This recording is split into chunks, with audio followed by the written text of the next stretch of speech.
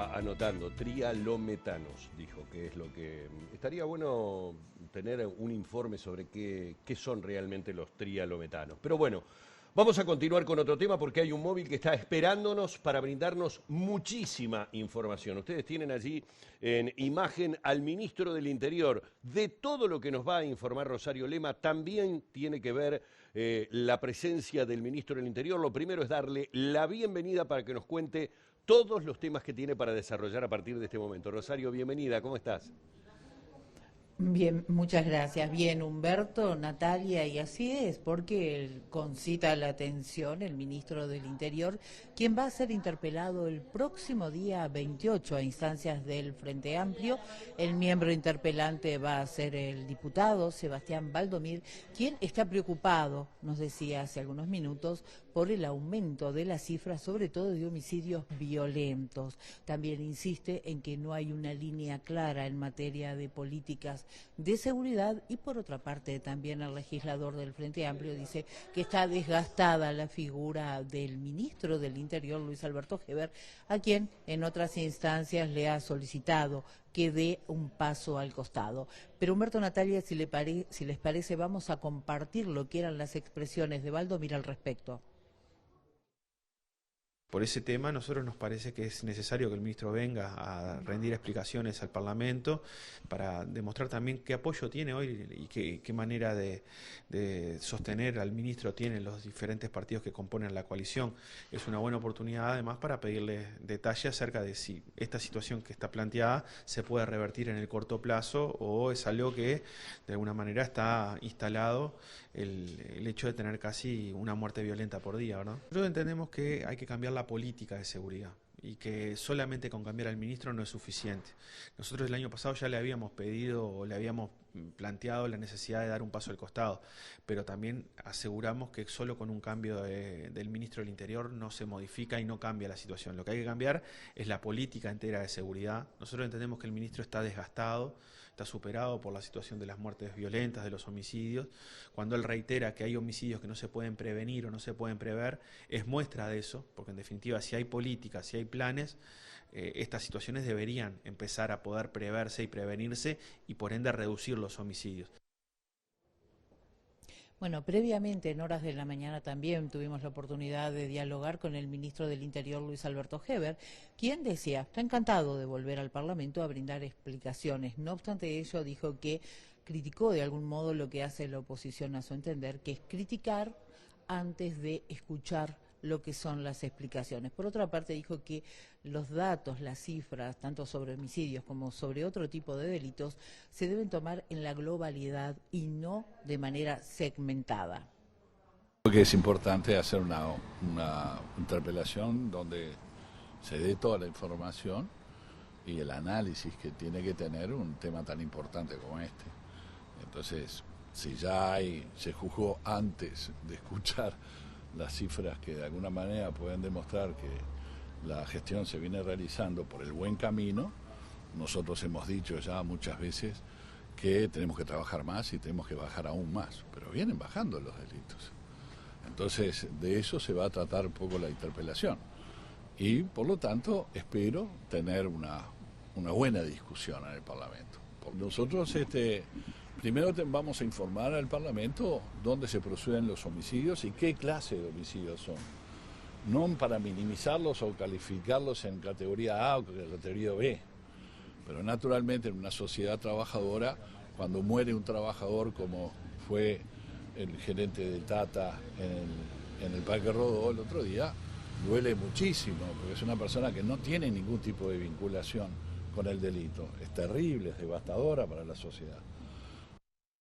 Bueno, más adelante vamos a estar escuchando a Heber sobre Penades. Sí, es verdad, también realizó declaraciones sobre eso, pero decíamos que Rosario tenía desde el Parlamento varios temas, por comparecencias también de ministros, como se dio en el caso de Bustillo en la comisión, pero también derivó en otras preguntas. Sí, por ejemplo, las declaraciones de la ex vicecanciller Carolina H. Rosario.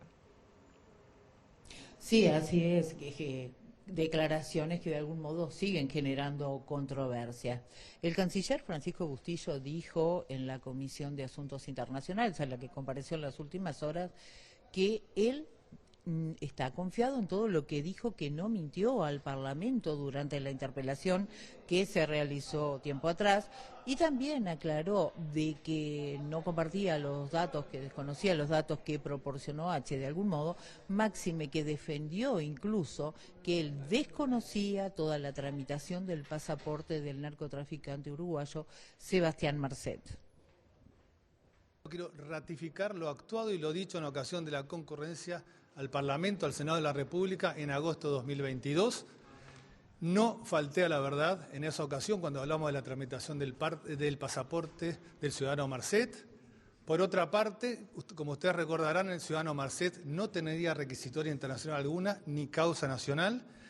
Y además, y es importante decirlo al aire, los ministros no participan de la tramitación de un pasaporte. En este caso, quien habla no participó en la tramitación del pasaporte del ciudadano Marcet, ni tan siquiera tenía conocimiento que se estuviera tramitando el pasaporte del ciudadano Marcet entre septiembre y diciembre de 2021. Es más, nunca fui informado en esos tiempos de que estaba en trámite ese pasaporte. Sin perjuicio de todo ello, dispuso una investigación administrativa que dio cuenta que se había actuado conforme a la legalidad, que no hubo irregularidad alguna y que además no hubo injerencia de clase política alguna en la tramitación de ese pasaporte. Las declaraciones de Bustillo fueron efectuadas en el marco precisamente de la comparecencia entre la Comisión de Asuntos Internacionales del Senado, que fue convocado a instancias también del Frente Amplio, efectos de que explicara todo lo atinente a las relaciones bilaterales, a las relaciones comerciales a nivel internacional. Bueno, Casciani dijo que, por ejemplo, quedó muy preocupado porque tras las exposiciones del secretario de Estado, bueno, quedaron prácticamente descartadas las posibilidades de un tratado de libre comercio con China.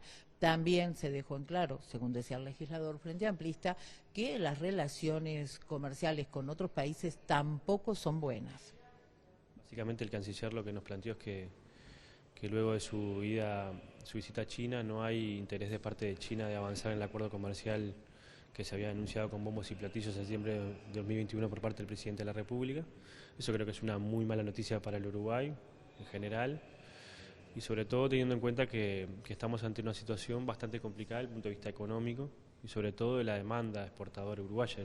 El Uruguay atraviesa 8 meses de caída consecutiva de sus exportaciones. Básicamente eso genera una preocupación en algunos sectores agroexportadores muy importantes. Eso tiene que ver con la baja de la demanda de exportaciones, sobre todo a China, pero a algunos otros países también.